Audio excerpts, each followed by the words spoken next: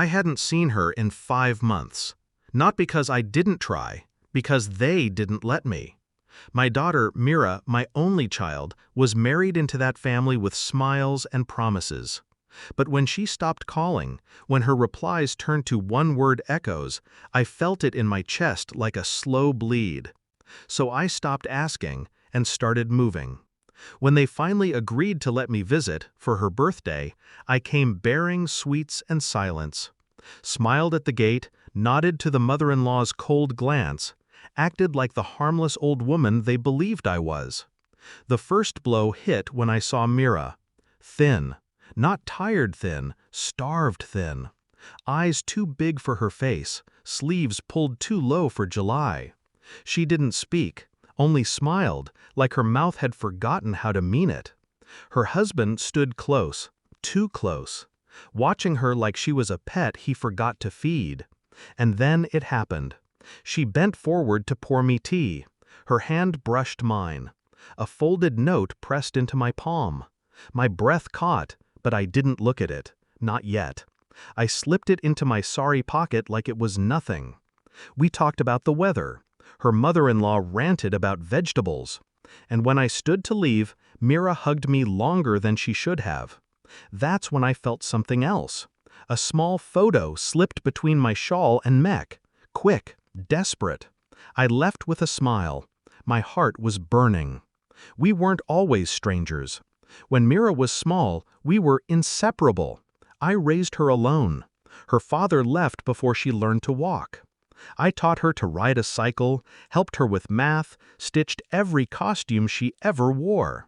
When she married Ajay, I believed I was giving her more than I could ever offer.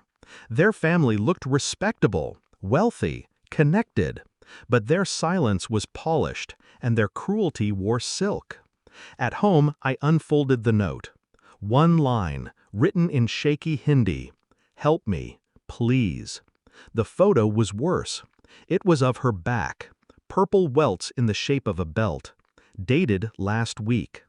I didn't scream. I didn't cry. I sat down and began writing names. I knew emotion wouldn't save her. These people hid behind lawyers, reputation, influence. I'd seen women get buried alive under the weight of shame and whispered apologies. But I had patience. First, I went to the Women's Commission. Quietly. I showed them the photo, the note. No accusations yet, just concern. They logged it, advised caution. Then I visited the neighbors around their home, spoke like a mother missing her daughter, listened. One maid mentioned screams late at night. Another, bruises under heavy makeup. I recorded everything. I met with a retired judge I once taught yoga to. Asked him how a mother could get her daughter out without tipping off her in-laws. His answer was slow but honest. Trap them legally, then move fast. I filed the complaint anonymously, under Mira's name, alleging domestic violence. Included dates, photos, witness names. It triggered a quiet inquiry.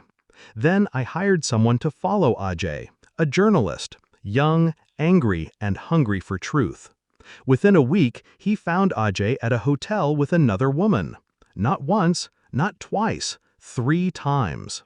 I had pictures. The final move came 3 days before Raksha Bandhan. I called Ajay's office pretending to be from the state tax department. Left a message with his assistant, urgent inquiry, financial discrepancies. That night, they were too distracted to notice Mira leave. I rented a small flat under a friend's name. She arrived at midnight, eyes swollen, holding nothing but a bag and her silence.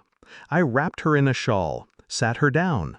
She didn't cry. She just said, "I thought I would die there." I nodded. I believed her. 3 days later, we walked into the station together.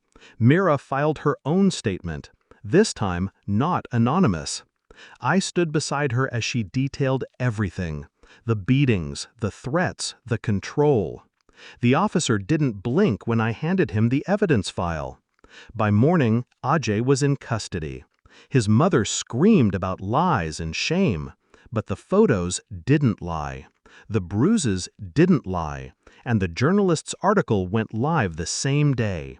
Front page: respected family or hidden prison? Their downfall wasn't dramatic. It was methodical. Bank accounts frozen, investigation launched, social standing shattered.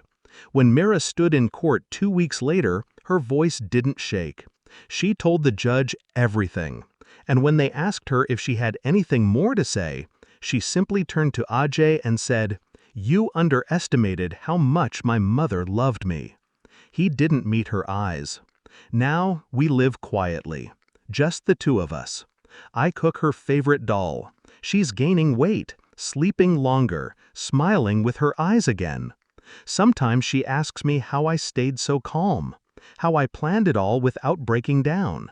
I tell her the truth. When someone locks up my child, I don't scream. I sharpen the key.